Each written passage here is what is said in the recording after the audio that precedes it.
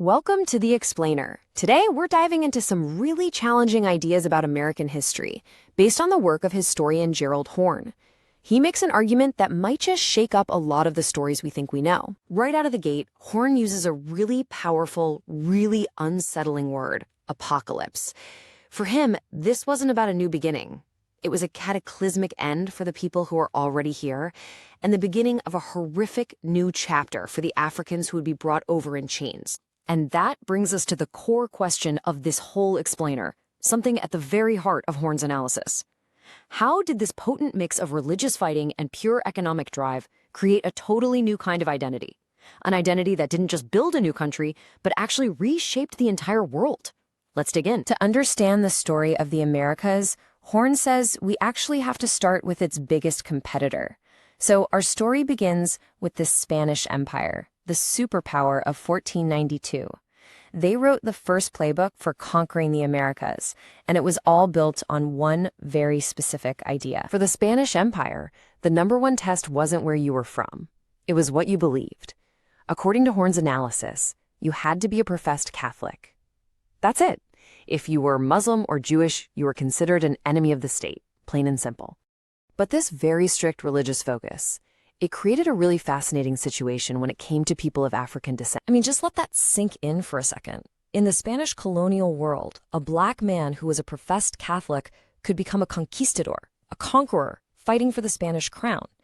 And this shows us something absolutely essential to Horne's argument. At this point in history, the big dividing line was faith, not race. Your soul mattered more than your skin. Okay, so while Spain is building its giant Catholic empire, another power is watching from across the sea. Horne calls the English the scrappy underdogs. See, they were a newer Protestant power, and they just couldn't afford to be as picky about religion as Spain was. To even compete, they needed a totally different strategy. They had to innovate. So what forced their hand? Well, in 1492, Spain is the king of the hill. But then in 1517, the Protestant Reformation happens and just shatters European Christianity. Fast forward to the 1530s, and London officially breaks with the Catholic Church. Suddenly, they're isolated, and they desperately need allies and a new way to build their own colonies. And this, right here, this slide shows the fundamental pivot. Spain was all about religious purity. But London? They went down a totally different road. Horne calls it a more ecumenical, or pan-European strategy. They were so desperate for settlers, they basically opened the doors to anyone who could help them get a foothold. Not just other Protestants, but also the very Catholics and Jews that Spain was kicking out. But you see, this created a huge problem. How do you unite all these different groups from Europe, groups that often hated each other, in a new land? You need a new unifying idea. And according to Horne, this is the exact moment the concept of whiteness gets invented. It wasn't about biology or where your great-great-grandparents were from. It was a brand new synthetic political identity created for one reason: to weld all Europeans together against everybody else. Just picture it. You have ancient enemies, like the English and the Irish, or Germans and French, showing up in this new place, where they are totally outnumbered by indigenous peoples and soon by enslaved Africans. Horne argues that whiteness became the political glue. It was a way to say, hey, forget all that old fighting. Over here, we're on the same team. It created a simple, powerful binary.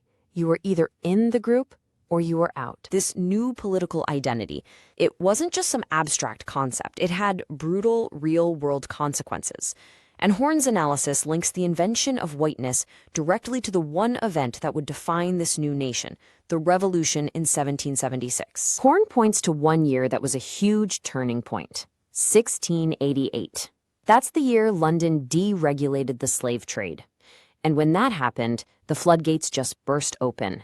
It triggered a massive, explosive increase in the number of enslaved Africans brought by force to the colonies.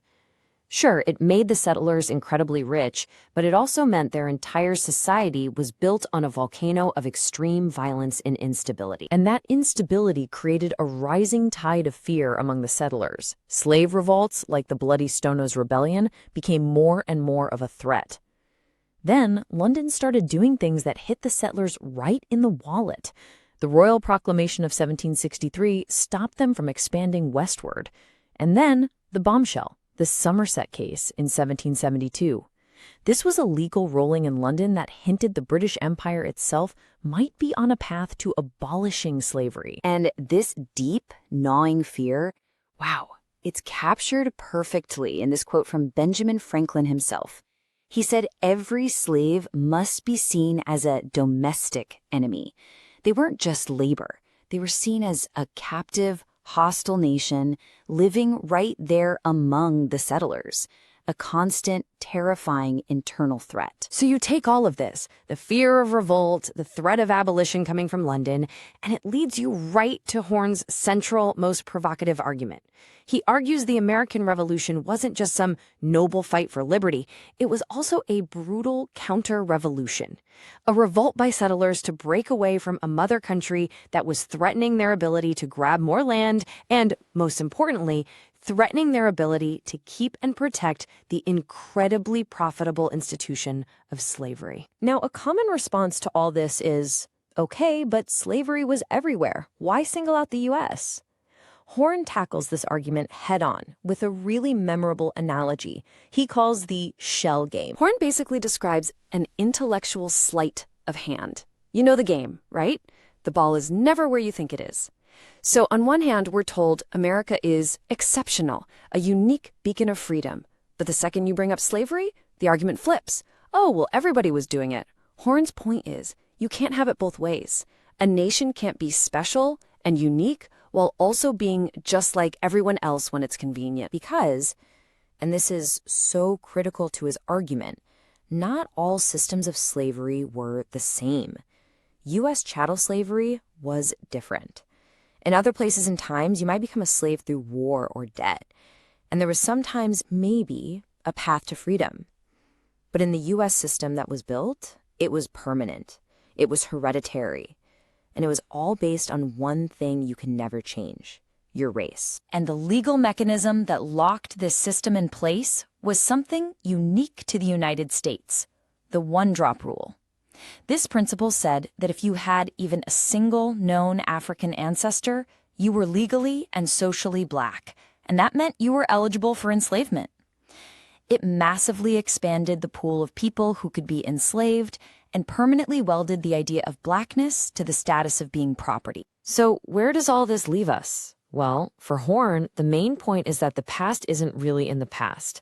He argues that the inequalities we still see all around us today aren't some kind of accident. And to really understand them, we have to look unflinchingly at how this racial hierarchy was deliberately built, why it was built, and the revolutionary violence that was used to protect it. In the end, Horne's analysis isn't asking us to just throw out the history books. He's not denying that the battles of Lexington and Concord happened. He's asking us to add other facts to the story: Somerset's case, the Stoner Rebellion, the Royal Proclamation. If history is the story we tell about ourselves, his work leaves us with one last tough question: whose facts get chosen to build that official story?